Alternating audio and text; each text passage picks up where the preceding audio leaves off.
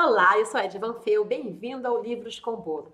Estamos lendo Crônicas de Limiar, volume 1, O Necromante, capítulo 24, E Acabou a Lua de Mel. Era uma casa pobre. Há muitas casas pobres em Limiar, como em muitas cidades de Celtária. Limiar cresceu rápido demais e os recursos não eram suficientes para tantas pessoas vindas de outros lugares. Havia, no entanto, linhas sutis entre os vários níveis de pobreza. Duck pareceu chocado com o que viu ao chegarem à pequena casa cercada por relva, onde algumas ovelhas estavam chegando, sendo pastoreadas por um garoto ainda mais novo que Vincent. Como ele conseguia nos pagar? Perguntou Duck, vendo que Vincent era realmente de uma família muito pobre. Eu perguntei isso a ele quando vim da primeira vez, respondeu Vanna, descendo de Anael e continuando o caminho a pé. Ele acordava de madrugada e trabalhava com o padeiro. Depois vinha para casa e trabalhava na lavoura. Pelo meio-dia, ia para o campo. De noite, terminava as tarefas de casa para ajudar a mãe. Os irmãos o estavam ajudando. Vanna percebeu que estava andando sozinha. Parou e viu que Duck tinha estancado atrás dela. Isso é muito difícil, murmurou ele. Eu sei, respondeu ela. Ela lhe estendeu a mão, num ato de apoio. Ele a pegou e juntos bateram na porta. Aduine atendeu. Aduine era mãe de Vincent, maltratada pelo tempo e por um marido bêbado que felizmente já não estava por perto. Abriu um sorriso ao ver os dois. Convidou-os para entrar, pediu desculpas por não ter preparado nada para servir. Não se preocupe, estamos bem, disse Vanna, entregando-lhe a cesta de alimentos. A mulher agradeceu, os olhos brilhando de alegria, vendo as frutas e carnes. Como Vanna já sabia onde era o quarto do rapaz, disse a Aduine que não se preocupasse, pois ela já sabia o caminho. Duck a puxou levemente pelo braço. Não sei se ele vai querer me ver, sussurrou ele. Espere aqui, eu vou perguntar. Duck ficou na sala, sentindo o coração emudecer. Já estava quase escuro, e um garotinho sardento entrou. Devia ter uns 11 anos. Oi, disse o garoto. Olá, respondeu Duck. Veio ver meu irmão? Perguntou ele.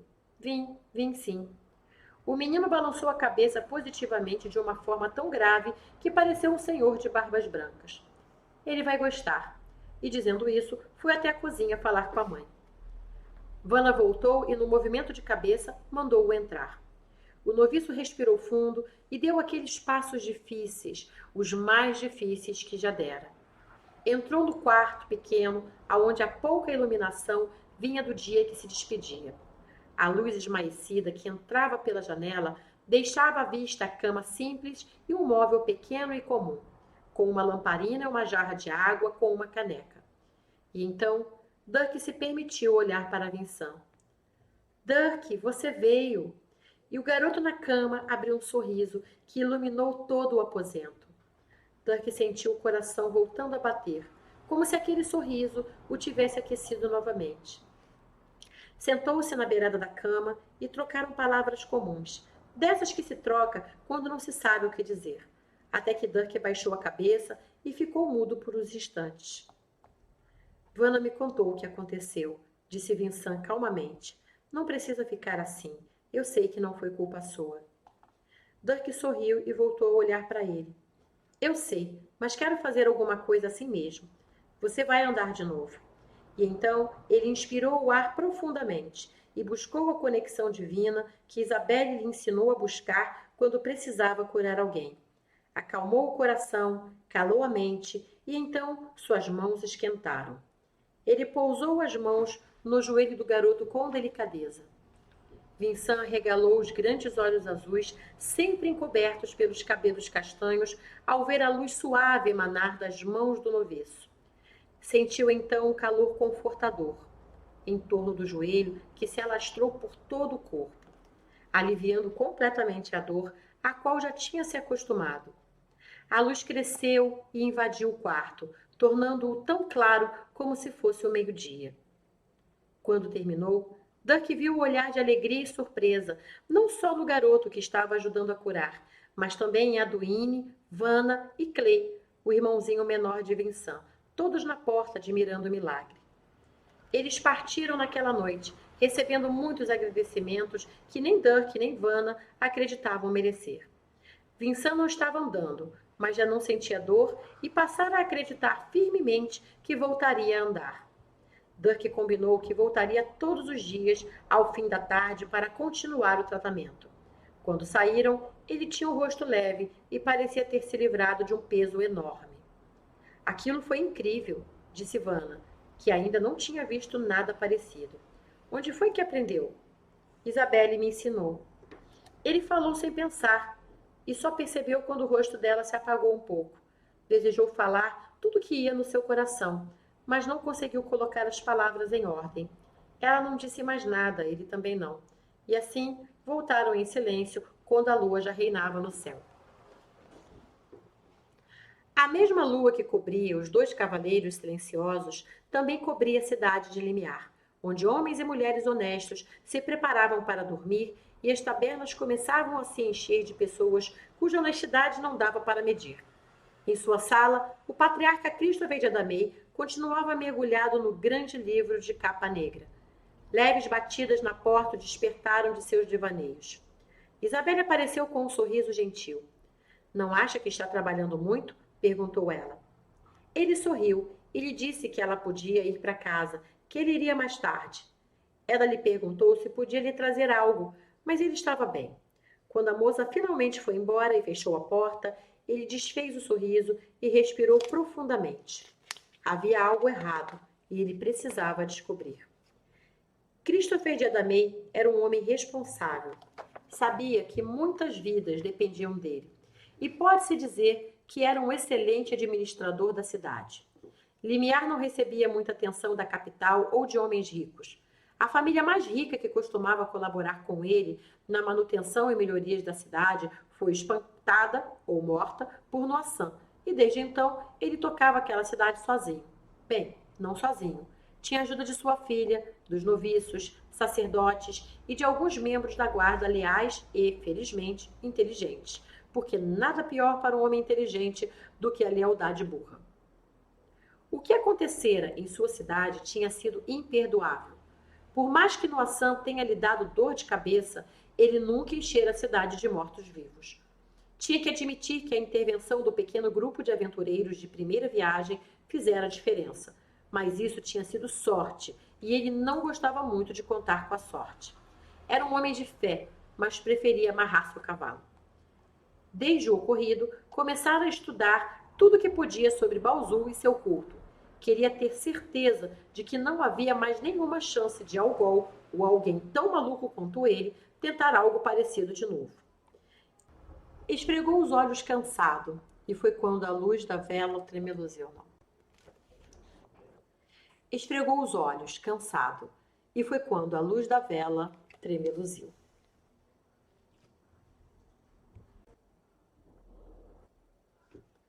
Uma brisa mais fria entrou pela janela e o patriarca finalmente viu alguma coisa naquele emaranhado de lendas, contos e folclore. E o que ele viu não era nada bom.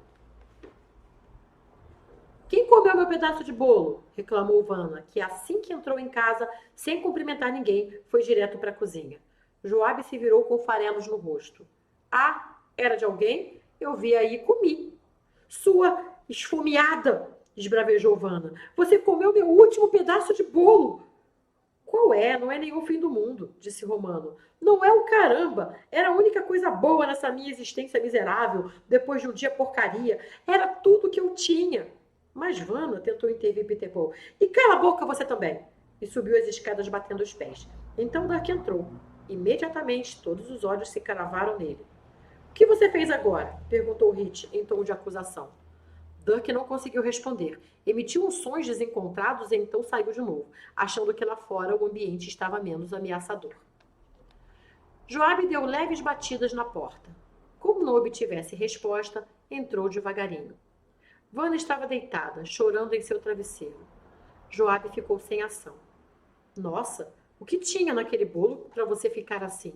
Nem estava tão bom. Vanna sentou-se na cama enxugando as lágrimas. Não foi pelo bolo. Joabe sentou-se e ficou prestando atenção. Tinha subido para pedir desculpas e agora estava se sentindo perdido. Não conhecia muito bem Vanna. Na verdade, não conhecia muito bem ninguém. Vanna respirou fundo e se acalmou. Eu gosto de alguém que gosta de outra, resumiu. Tenho que conviver com isso. Com alguém e com a outra. Meu coração doeu hoje. Então, eu só queria um bolo, uma coisa doce para me lembrar. Lembrar do quê? Lembrar que a vida pode ser doce também. É o Dirk, né? É. Era. Deixa pra lá. Ele não me quer. Vanna levantou-se, recuperando a altivez que lhe era peculiar. Obrigada assim mesmo, disse ela. Gruff não entende muito de sentimentos. Romano é uma besta. Eu só tinha meu travesseiro para conversar e ele não fala muito. Tudo bem. Joabe se levantou e saiu, sem saber mais o que dizer. Vanna respirou fundo de novo e foi até a janela. O vento bateu em seu rosto e penteou os cabelos da cor da noite para trás. Ela olhou para as estrelas e ficou imaginando como seria ir até uma delas. Anda logo, Peter. Estou lendo. É um banheiro, não é para ler aí dentro. Tem uma fila aqui fora. Hit estava ficando irritado em ter que esperar horas de manhã para ir ao banheiro, e ele não era o único. Peter saiu do banheiro com sua edição de Contos para Jovens, ilustrado com belas gravuras. Todos na fila resistiram à vontade de lhe dar um soco. Dentro da casa, a tensão era outra. Meu dinheiro sumiu, gritou Gruff. Pode me revistar, respondeu Joabe. A elfa olhou com ódio que Joabe pensou que ela fosse incinerá-la. Pois é o que eu vou fazer mesmo. E Gruff começou a revistar os bolsos de Joabe, enquanto esta protestava contra a invasão de privacidade. Totin entrou na sala, atraído pela gritaria. O que está acontecendo? Meu dinheiro sumiu, reclamou Gruff. Vocês enchem essa casa de gente estranha e é o meu dinheiro que some. Eu quero o meu dinheiro. O inquérito durou horas. Conforme os outros iam voltando do banheiro, a crise crescia. Até que Romano deu um basta. Ninguém poderia ser acusado a menos que houvesse provas, coisa que Gruff não tinha. Dirk se ofereceu para ajudá-la a procurar. Como ele era? Era um saquinho cheio de moedas, disse ela, enquanto ele procurava atrás da cama em seu quarto. Um saquinho cor de rosa com uma fitinha dourada. Gruff arregalou os olhos quando o loiro retirou de trás da cama o saquinho e o jogou para ela. Acho que você deve desculpas para um monte de gente. Eu não. Eu estou na minha casa. Eles é que são intrusos. Não vou pedir desculpas nada. Eu odeio esse lugar, disse Totin, acostumado a ficar nas pensões mais caras da cidade. Gostaria que o patriarca nos liberasse logo. Eu também não me importaria de ir embora, disse Hit. Ir para onde? Como se você tivesse algum lugar para ir, retrucou Totin. Acha que eu não conheço um pé rapado quando vejo um? Eles estavam do lado de fora da casa, o que foi uma coisa boa, já que a briga só assustou as galinhas. Os dois rapazes trocaram socos e os 3 frangos correram assustados. Romano e Dirk vieram separar, enquanto Vanna foi socorrer as aves. Olha só o que vocês fizeram, seus brutamontes. Assustaram Dirkinho, Grufinha e Romaninho. Essa declaração foi tão inusitada que Totin e Hit tiveram que parar de tentar se atracar. Como é? Vanna, gritou Dirk, quantas vezes já lhe disse que é extremamente ofensivo dar nossos nomes a essas aves? Só você reclama, Dirk. Ele reclama porque o pintinho Dirk virou uma galinha, comentou Romano, não conseguindo evitar o riso. Dirk é uma galinha? Perguntou Hit. Até botou um ovo um dia desses, entregou Romano. Começaram a rir e Dirk saiu, irritado com os gracejos. Vanna não tinha intenção real de ofender ninguém, mas naquele momento se sentiu muito bem. Dirkinho, rebatizado de Dirkinha, virou uma galinha branca e gordinha. Grufinha virou uma galinha cor de madeira, enquanto Romano não escondia o orgulho de ter visto o pintinho Romaninho se transformar num pomposo galo de penas vermelhas e azuis. As discussões continuaram nos dias que se seguiram. A acusação de Gruff não tinha caído bem e estava todo mundo de tromba, mas o pior ainda estaria por vir. Era noite. Hit começara a beber cedo. Não parecia um bêbado, mas realmente ele bebia um pouco demais. A acusação de Totin fermentara e agora ele se remoía, achando que os outros o viam como um pobre coitado sem eira nem beira. Isso levou a imaginar que Vanna não o via como um galante aventureiro, mas como um perdedor, e isso fazia seu coração se contorcer e um nó se formar em sua garganta. Estava frio demais para ficarem lá fora, o que acabou colocando todo mundo dentro de casa. Estavam pela primeira vez em muito tempo em silêncio, até Hit abrir a boca. O que são essas cartas que você recebe? Perguntou ele para Romano. Os olhares se voltaram para Romano, que pareceu acuado.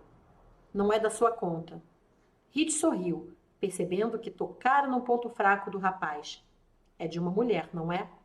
Os olhos de Romano brilharam, e este era o sinal para que Hit parasse.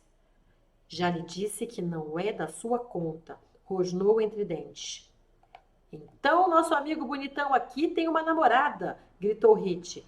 Um brinde a este lindo romance à distância que terminará com 2 belos chifres em sua linda cabeleira negra. Um murro explodiu no rosto de Hit e ele voou da cadeira. A mesa foi virada e Romano e Hit se atacaram para valer. Foi preciso um monte de gente para separar. Dirk conseguiu segurar Hit e colocá-lo contra a parede, mas o jovem o empurrou com agressividade. Me larga, seu idiota! É por sua causa que estamos todos aqui vivendo essa vida desgraçada. Dirk sabia que era o vinho falando, mas também sabia que o vinho só ajuda na escolha das palavras.